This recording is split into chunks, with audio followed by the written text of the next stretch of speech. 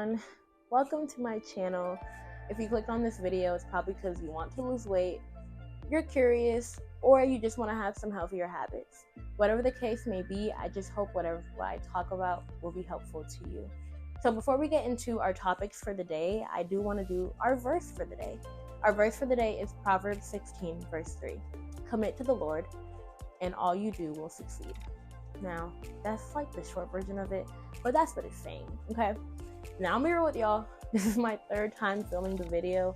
I've been having some issues with my camera, and my cats have been going crazy because when you want to do something for yourself, your cats honestly just can't let you. They just can't let you be you. But that's okay. We're going to get into, first, the background of weight, like in my life, how I dealt with weight. So growing up, I was always a chunkier little kid. There's Chunky Sam, if I could find her. But yeah, I was always a chunkier little kid. And in 8th grade, I got up to 150 pounds. I was being bullied for my weight, and honestly, middle school was just really hard for me because of that. So I decided to myself, I'm gonna lose this weight before 9th grade. Nobody's gonna recognize me, and everybody's gonna wanna be my friend. I'm about to be the newest baddie on the street, right? So over that summer, by doing some things that were really not healthy, I lost 25 pounds and I went into 9th grade at 125. I joined track, weightlifting, things like that, and I maintained a weight of about 135 when I was in high school just because that was my weightlifting weight. And I was really happy, at least for the most part. I didn't think my body looked good, but I was just happy that I wasn't getting necessarily bullied for my weight anymore. And that was enough for me.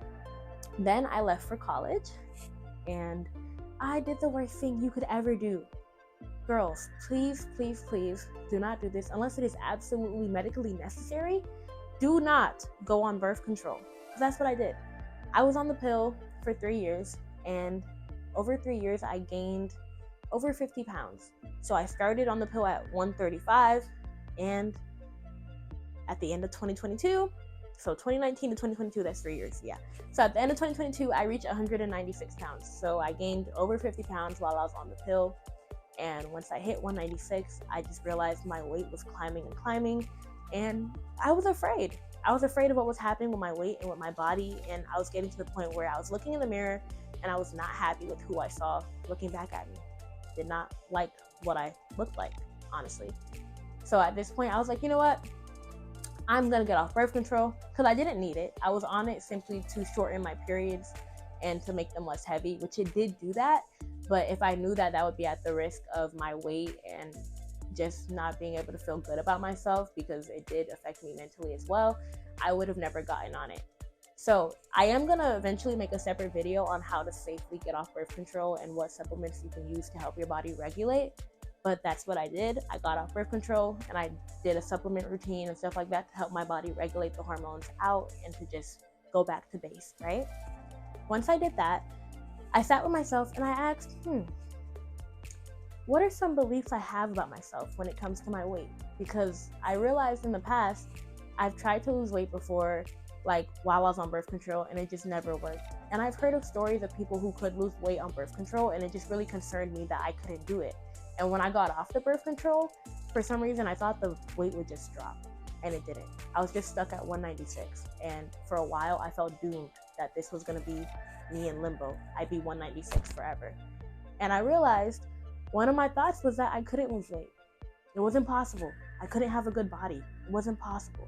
If I wanted to look like a baddie, I was gonna have to go get a lipo 360 and a BBL, which it's tempting, I'm not gonna lie. But I didn't want that for myself.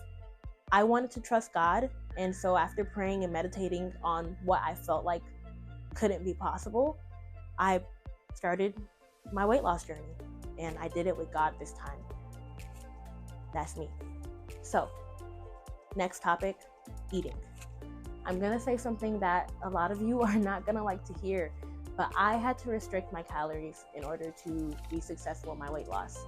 If you sit for a day and track everything you put in your mouth, I promise you, you're probably gonna realize you're eating a lot more than you think you are. At least that's how it was for me. I was eating. Okay, let me emphasize. I was eating. I work a school job. So I'm not burning a lot of calories throughout the day unless I go purposefully work out. And despite that, I was over here, I'd bring myself like a little egg sandwich for breakfast, and I'd have a huge salad or like a sandwich, or I'd have rice and salmon and stuff like that for lunch. And then when I got home, I'd cook something else that had pasta, or you know what I mean? I was just eating a lot, and I would snack a lot throughout the day. Like I could have breakfast at 8 and I'd be snacking at 10 and snacking at 12, and I was just always eating. I always had my hand to my mouth, and a big part of that was I guess I felt like I was never full and it was never enough. So I had to restrict my calories. I went on a high restriction. I restricted my calories to 1,200 calories a day. You suck. Yeah, I know. That is not healthy, and I would not recommend it, only because that is the calorie allowance of a child. Now, was my plan to do this forever? No, absolutely not. I did eat like that for 70 out of the 90 days, and the reason I did that is because I wanted to lose the weight quickly. I started this journey at the end of September, basically beginning of October, and my goal was to lose the weight by December 31st. Because of the holidays, I did not make it by December 31st, but I was able to lose the weight within the second week of January. So as of yesterday, January 14th, I weighed in at 166 pounds. So I lost 30 pounds successfully, and I was just really proud of myself. Now, that might not be what you're able to do. You might not want to do 1,200 calories. That's okay. If you want to do a high restriction, just make sure you do what's appropriate for your body. I'm 5'4", and like I said, I started at 196, so 1,200 calories was appropriate for me as a high restriction diet. On that high restriction diet, I was being very mindful of what I ate. So in the morning, I eat like half a cup of oatmeal, just plain oatmeal with water and some cinnamon. And then I would have like a fruit salad or veggie salad for work, like strawberries, grapes, cherry tomatoes, celery, carrots, like that kind of stuff. Anything that was really water heavy and high in fiber. That way I could have that full feeling, and I eat that at work. And then when I got home, I would have just a regular meal. I was really crazy about ramen during this time of eating high restriction, just because ramen, when you're making it from scratch, you can give yourself a lot of leeway with what you add to it, and just, you know, how fulfilling it is with with barely any calories. Like, I'm going to insert pictures of different things I ate for my big meals, because I did eat a lot of different things just to help me get a good amount of protein in and to get some good fats in at the end of the day. So yeah, that was food. Now, next topic, we're going to talk about working out. I know, we do not want to work out. I mean, there are some people out there, y'all are naturally like gym girlies and gym, what are guys called? Gym Kens? I don't know. But yeah, some people naturally love the gym and working out, and some people don't. I'm a mix of the in-between. I like working out, but sometimes I don't like the effort. So I made a promise to myself.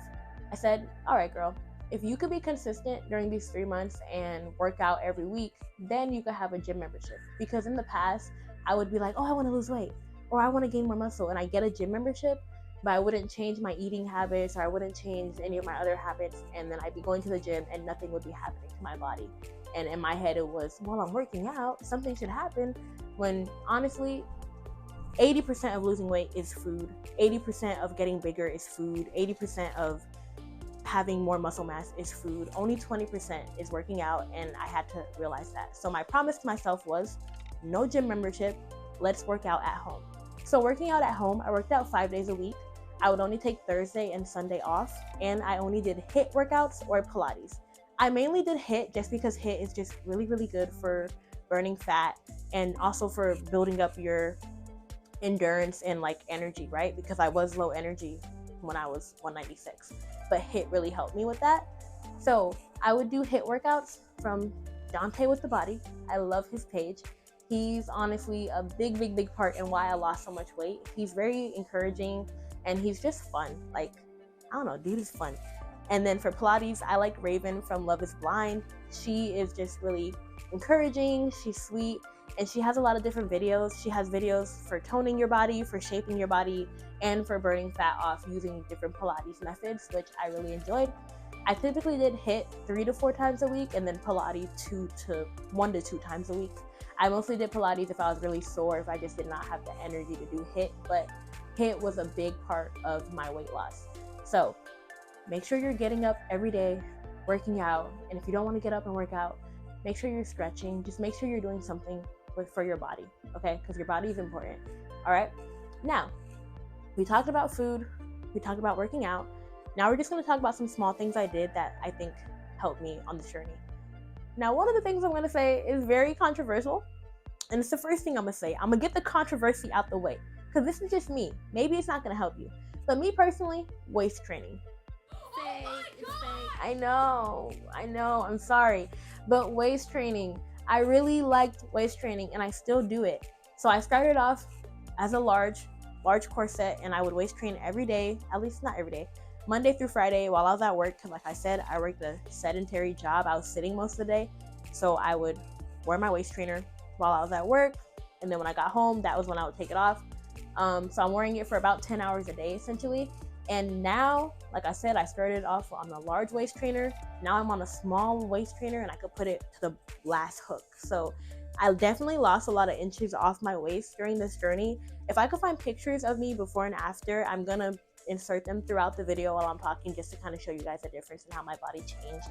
I feel like most of the change was in my face because my face did get really bloated and like big when I was 196, and I do feel like my face has slimmed down a lot, and I also saw that my stomach slimmed down a lot. So speaking of stomach, there was one thing I was drinking every single day as soon as I woke up that I feel like helped my stomach, and it was kombucha. Now make sure when you're buying kombucha, you buy a really good brand. Make sure it's a brand that's not using synthetic sugars or high sugar.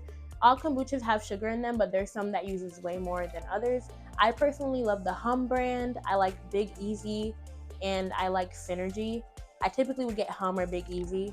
I prefer Hum because it's a single serving kombucha and you could just have the whole can. But if I was using a Big Easy or like one of those glass bottle kombuchas, I'd only drink half of the bottle and I drink it in the morning on an empty stomach. So if you're already drinking kombucha and you're like, girl, my stomach not flat, maybe you're drinking it on a full stomach. Drink it in the morning when you wake up or drink it before bed if you're not full. Just drink it when you're hungry, basically, which sounds bad. But I think when you're hungry, it gives the kombucha an empty slate with your gut, and it just really helps clean you out. So yeah. Next, supplements, specifically fish oil. Now, I'm gonna be real, I don't know what fish oil do. Like, I don't know if it's for your joints or what, but I started taking fish oil every day, and I just feel like it really helped me in terms of being healthier with whatever it's supposed to help. I just feel healthier and I love taking my fish oil. Make sure you're using a quality grade fish oil. You can find fish oil anywhere. Just look at the ingredients and look at the quality and what type of fish oil they're using, and make sure it's not synthetic, please. So yeah, fish oil. Lastly, detoxing. Now this one is also controversial. Some people do not like the concept of detoxing, but I would detox. Now, I wouldn't do it every day, but I would definitely detox on the week, not every weekend, but let's say there was a weekend where I went to a food festival and I was eating a bunch of fried foods or stuff like that. Because like I said, I was only restricting calories. I wasn't restricting what I could eat. So if I knew I ate something that weekend that I probably shouldn't have, or something that might not be good for my gut, especially because I have a sensitive tummy, I would have detox pills. There's a certain detox brand I like to use. I found it on Amazon. It is natural. I will try to insert a picture of that bottle in this video, or just the link of the detox pills that I like to use. Now, like I said, I did not use these often. I probably only used it every few weeks. It was just a case-by-case basis. So if you do decide you want to use detox pills and implement them into your weight loss journey, just be mindful, and it's not an end-all be-all. So don't think you can just use detox pills and nothing else. All right. So to recap the formula, I think to being able to have a successful weight loss journey, identify your limiting beliefs. What do you believe about yourself that is not true? Is there anything about your weight loss or your weight in general that you believe that's not true? So identify those thoughts. Work on your food and your eating habits. I really love using the app Lose It. That app helped me a lot, and it just really, I don't know, I still use it. I just love the app. So finding an app or some way to track your calories and your foods that will keep you accountable, recommend that. Third thing is working out, finding a workout routine that will help you be consistent and maintain working out. And then of course, finding the little things. So maybe it's not waist training for you, but maybe you really do like kombucha, or maybe you don't like kombucha, but you like green tea and you have to stop drinking coffee. Whatever the little things might be in your life that you could change, find those little things and change them. So yeah, that's really it for this video. If you watched this far along, I just want to say thank you, thank you, thank you so much for watching. And I really, really hope whatever your journey is, whatever goal you have this year, I just hope you conquer it. No, I know you're going to conquer it, and I'm ready for you to come back and tell me that you did. So yeah, thank you so much for watching. Have a great day. Bye guys. Love you.